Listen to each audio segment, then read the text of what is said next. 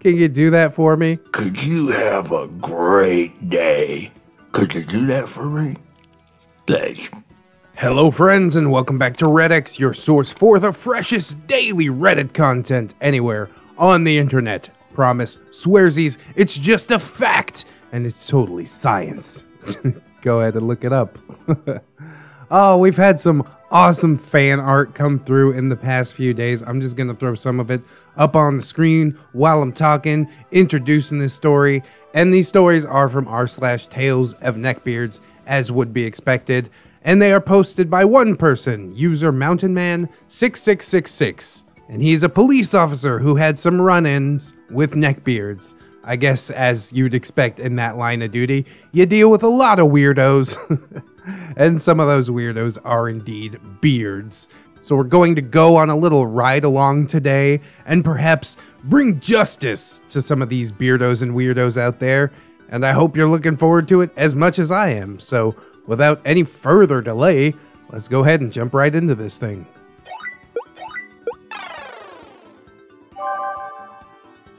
I responded to a domestic disturbance caused by a neckbeard.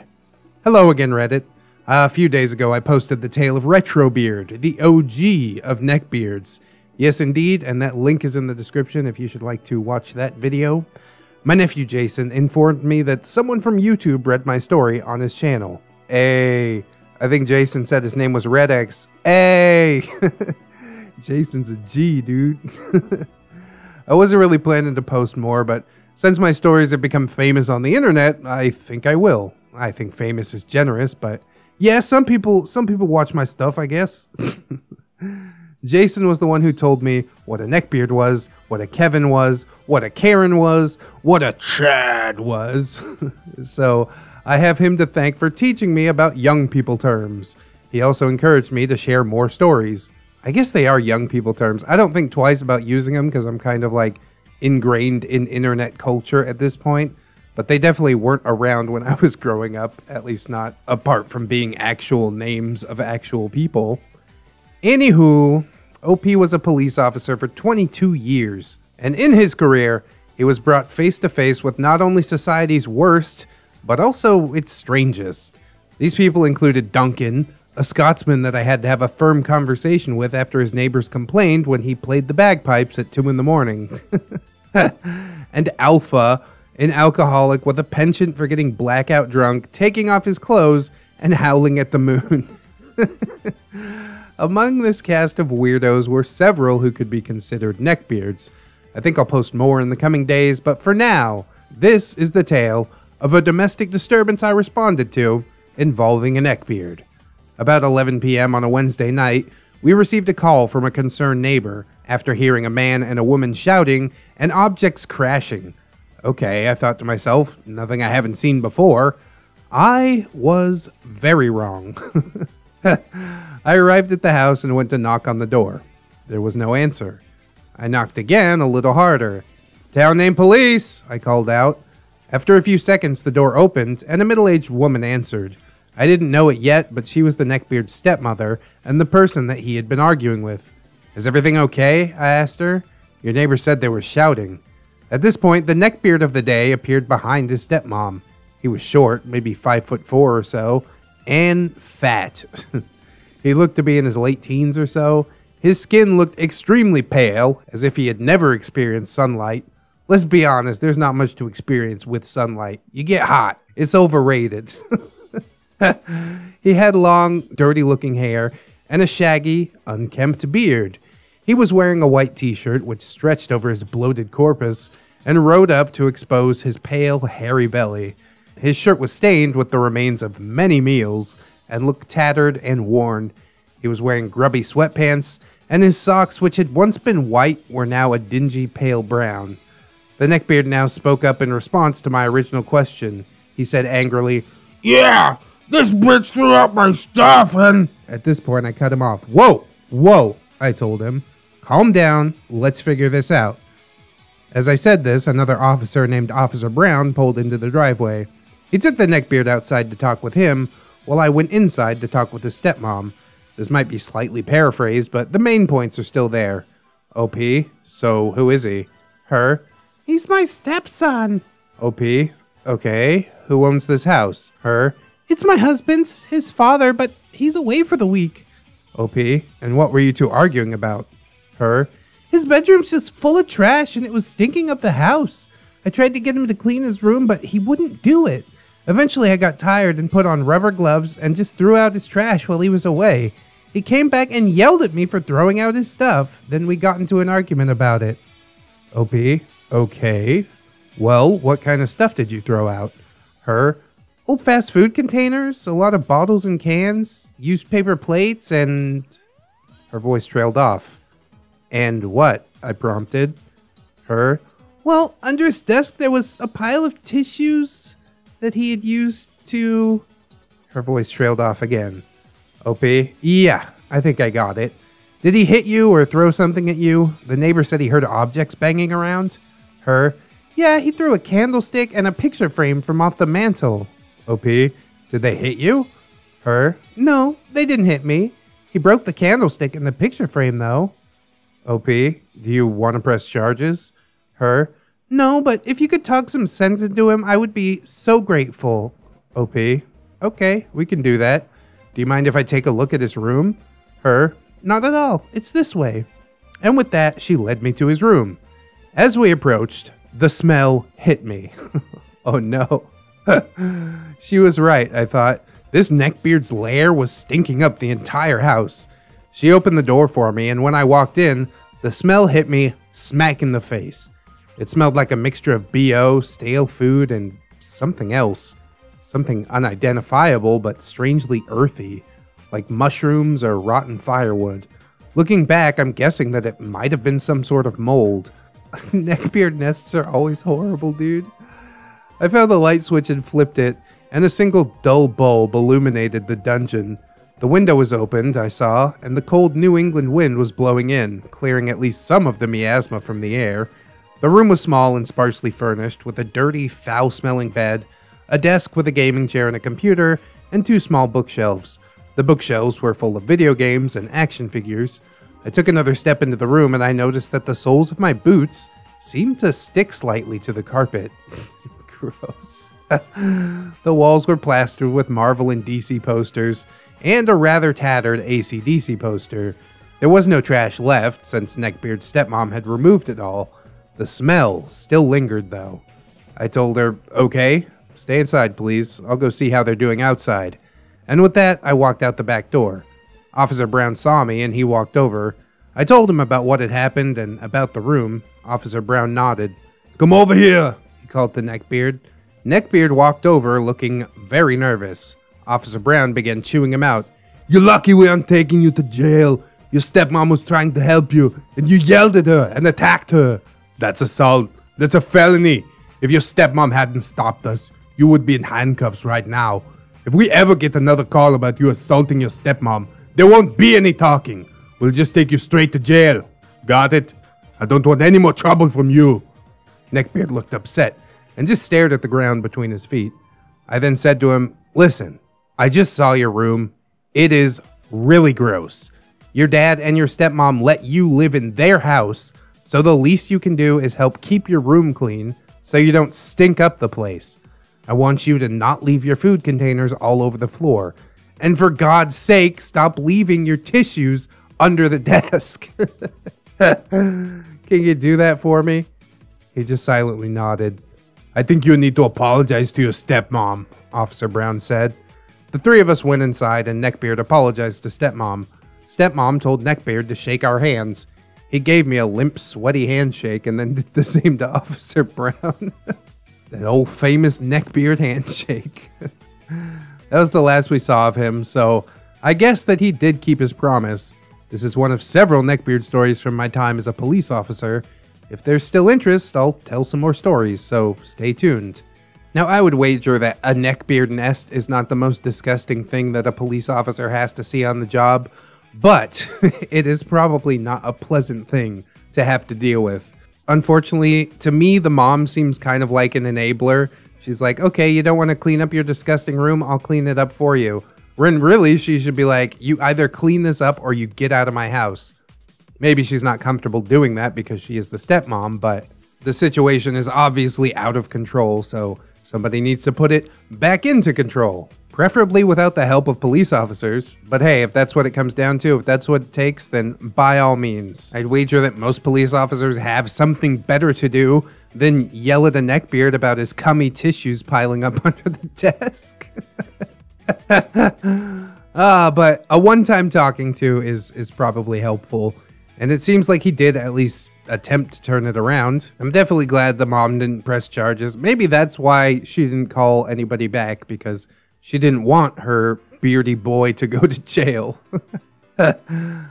Or maybe dad came back and started to whip things into order. While it is a disgusting situation, I'm glad things didn't turn out worse than they did. Okay, you broke a candlestick, you broke a picture frame. You're basically a giant man-child having a tantrum, but eventually I do hope that he gets it figured out. And I also hope that OP doesn't have to waste any more time trying to encourage some pig troll to clean up his dungeon. Oh, what an adventure. And the adventure rolls on as we get into the next story. I responded to a call about a panty-sniffing neckbeard in a laundromat. Oh, what's up with the panty sniffers lately, dude? First Ramtide Saga and now this. I guess we'll see. Hello, Reddit. It's me again. My previous 2 stories have been very popular on this subreddit, so here's another one. I don't want to disappoint. If you haven't read my previous stories, I was a police officer for 22 years, and in my career I've come face to face with several people who could be considered neckbeards. This time, I'll tell the tale of the panty sniffer that I threw out of the laundromat. Why is that so inherently hilarious to me? I'll add an edit here. Someone in the comments pointed out that this guy seems more like your average creep than a neckbeard, and I understand why you might think that. I've seen plenty of standard issue creeps, but this guy seemed far more socially inept, pretentious, and entitled during my interactions with him. I don't know if he liked anime or video games, but I wouldn't be surprised if he did. I hope that makes sense. Inept, pretentious, and entitled is what makes a neckbeard. You're absolutely right, OP. Liking anime and video games have nothing to do with it. I've known a couple neckbeards that like nothing more than working on their car, so I'd honestly peg anime and video games as more of a weeaboo trait, but the two things aren't mutually exclusive. Anyways, it was mid-afternoon and we received a call about a man who refused to leave a laundromat after the manager had told him to leave. As with my previous story, it sounded normal from the call that we got, but it ended up being the opposite of normal. I pulled into the laundromat, got out of my car, and walked inside. When I walked in, I saw 2 men arguing, and a few confused and nervous onlookers. I assumed the 2 men were the neckbeard and the manager. Now, our neckbeard didn't particularly look like your typical neckbeard. He was tall, probably about 6 feet, and chubby, but by no means obese. He had long blondish hair, and his face had a bit of stubble, but no real beard. It is the beard on the inside that counts, OP. Always remember. He was wearing one of those wife-beater tank tops, cargo shorts, and sneakers.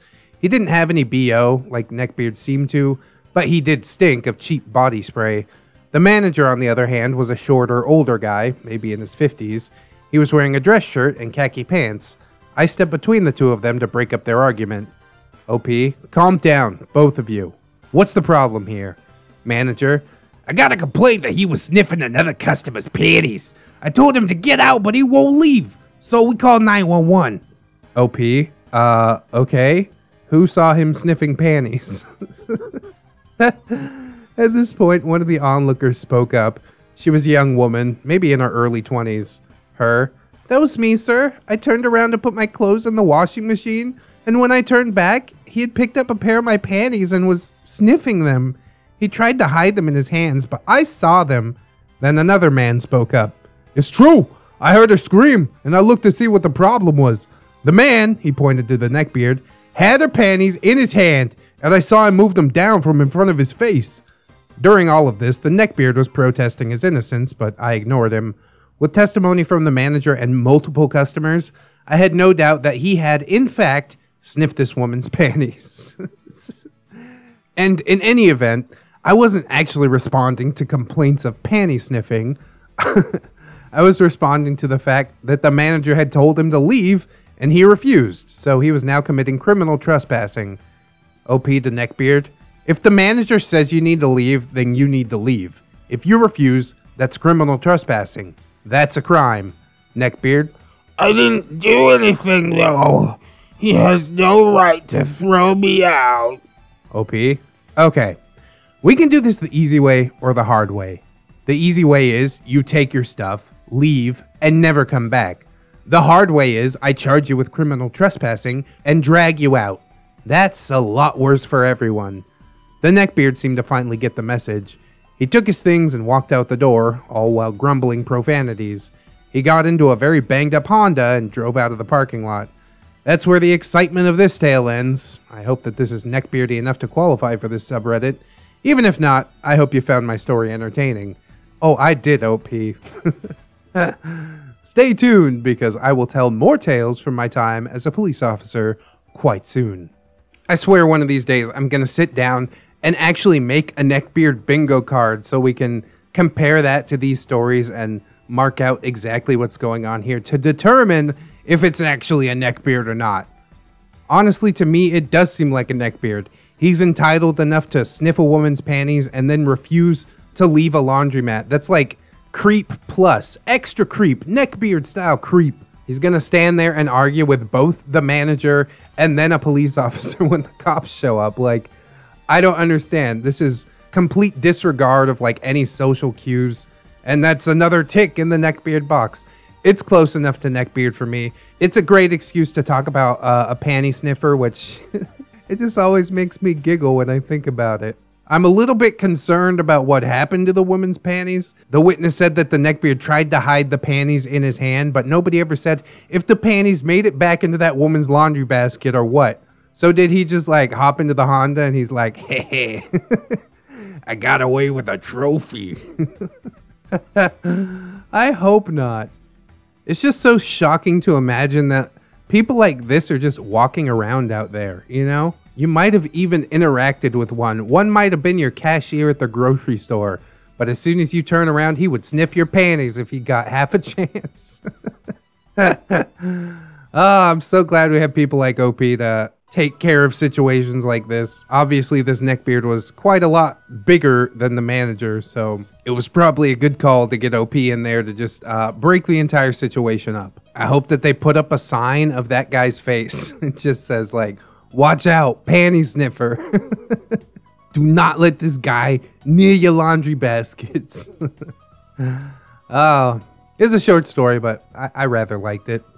We got one more story from Mountain Man 6666, and then we're going to close out the episode, but I hope we get more neckbeard police stories coming soon, because these are pretty quality and also feature an interesting perspective. So let's get into the last one and see what we got. I responded to a call about a neckbeard following and harassing women in a parking lot. Ah, boy. Hello, Reddit, and welcome to the third and final chapter in my Tales of Neckbeards from my time as a police officer. If you haven't read my previous two stories, I told the tale of a neckbeard who caused a domestic disturbance and the neckbeard who sniffed panties at a laundromat. If you haven't read them, my previous two posts were just resolved with some firm words.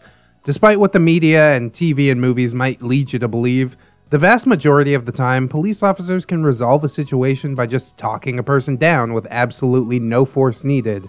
But those of you who enjoy action will like this story, because it does involve a chase and someone getting put in handcuffs, while the previous two did not. I wasn't planning to post this so soon after the last story, but I had some free time this evening, so I figured might as well. I definitely appreciate the write-up, OP. It's like, you know, blessing us with manna from heaven. All the Neckbeards fans are gonna love it. As with the last two stories, my experiences represent the very worst of Neckbeards. As a police officer, I would only be called when the Neckbeard's action become criminal. Just liking anime and eating Doritos isn't a crime, so I wouldn't have seen things like that. When I was called was when the Neckbeard's behavior was so bad that he stalked, harassed, or even attacked someone. That was what happened here. Now, without further ado, this is the story of my third and final neckbeard encounter. This neckbeard followed and harassed women in a parking lot. Our story begins in an apartment complex on the edge of town. It was a relatively large complex with several buildings and a big parking lot. The apartment complex had an issue with a man following and harassing lone women late at night in the parking lot. Oh, creep vibe already. The report said that he would approach women, give lewd compliments, make sexual advances, and then threaten the women when they said no. There were reports of this once or twice a week for a few weeks, but we couldn't find this guy. There were no fingerprints, DNA, or anything like that. We did have a consistent description from the victims, though. The perpetrator was said to be about 5'8" or so, and quite fat, with pasty white skin, long dark hair, and a shaggy beard. Yes, my friends, a neckbeard in his truest form. All he's really missing is the fedora and the trench coat, and the fingerless gloves. None of the victims recognized him, and we asked around the complex if anyone knew someone with that description, and nobody did. So we made the conclusion that this neckbeard did not live in the apartment complex. One night, we got another report of harassment at the complex. As luck would have it, I was the nearest officer on patrol, so I drove to the complex, pulled into the parking lot, and got out of my car. I looked around trying to see if I could find the person who had made the complaint. After a few seconds, I heard a woman call out, "Officer, over here!" from behind me. I turned around, and a young woman was walking quickly over to me from the lobby of one of the buildings. Our conversation went something like this. "OP, are you the person who called 911? Her? Yes. OP, so tell me what happened. Her? I was walking to the apartment building from my car. A man approached me from behind and started following me and talking about my body and the sexual things he wanted to do to me. I told him to leave me alone, but he didn't stop. I then ran to the lobby and called 911. He didn't follow me in there. OP, we've had reports of that going on here recently. What did he look like? Her? He was big, and he had long hair and a beard. OP, yeah, that's what I thought. Did you see which way he went? Her? No, I didn't see which way he went. I just ran to the lobby and I didn't look back to see where he had gone. OP, it's alright. I'm sure we can find him. As we were talking, several more police cars pulled into the parking lot, and the officers got out and started to search the surrounding area for the neckbeard. After I finished talking to her, I walked her to the lobby doors and sent her back to her apartment. I then joined the other officers to search for the neckbeard around the complex. We decided that the neckbeard didn't live in the apartment complex, and nobody had seen him along the road, so we figured he was probably still nearby, maybe hiding somewhere. I took my flashlight off my belt and started looking around. I started by the dumpsters to the side of one of the buildings. I looked between them, behind them. I lifted the lids to look inside them. It's gross, I know, but criminals have hidden in dumpsters before. Anything to escape Johnny Law. I then walked around the back of the building.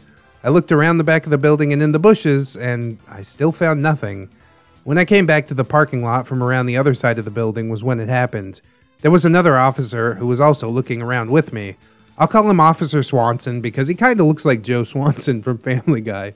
Minus the wheelchair, that is. You're right, Peter. It was Natalie Wood. Is that it? From the alley between the two buildings, I saw a flabby figure huffing and puffing across the parking lot with Officer Swanson chasing him. I started running towards them, even though I know Swanson didn't need my help. As I watched, Officer Swanson caught up to the neckbeard and swiftly tackled him before putting him in handcuffs. Oh yeah! The neckbeard protested his innocence, but it was clear that he was lying. For one, Swanson had caught him hiding in the bushes. Innocent people don't hide in bushes at night behind apartment buildings. Second, he ran when Swanson found him. Innocent people don't run. Third, he matched the description perfectly. He was a little less than average height and fat, with a double chin that was covered in patchy hairs. A literal neckbeard. What a find! His skin was very pale, and his hair looked greasy and unkempt. He was wearing an Assassin's Creed sweatshirt with stains on the front, jeans, and sneakers. I also noticed his smell. He smelled like sweat and BO. Swanson hauled the neckbeard to the back of his police car, read him his rights, and took him down to the station. From what I heard, the woman that I talked to and two others were asked to pick from a lineup, and all three picked the neckbeard that Swanson had arrested. The neckbeard was found guilty and sentenced to prison, but I don't remember for how long. A boy like that? Doesn't matter how long. He's not gonna last one night. Anyways, that concludes my 3 tales of neckbeards that I met when I was a police officer. Thank you everyone for your support, and thank you to ReddX on YouTube for reading my original story on his channel. If I think of any more stories I think might fit here, I'll be sure to post them, but until then, farewell. Goodbye, Mountain Man Police Officer! Goodbye! I definitely like these 3 stories. I did have this come through as a request from one of my friends on Discord, so I thought I would oblige and deliver on the same day that it was requested nonetheless, because I take great pride in bringing the freshest daily Reddit content. And OP, you should take great pride in putting this creep away. He might not have assaulted anybody, but he was definitely working up to it, you know?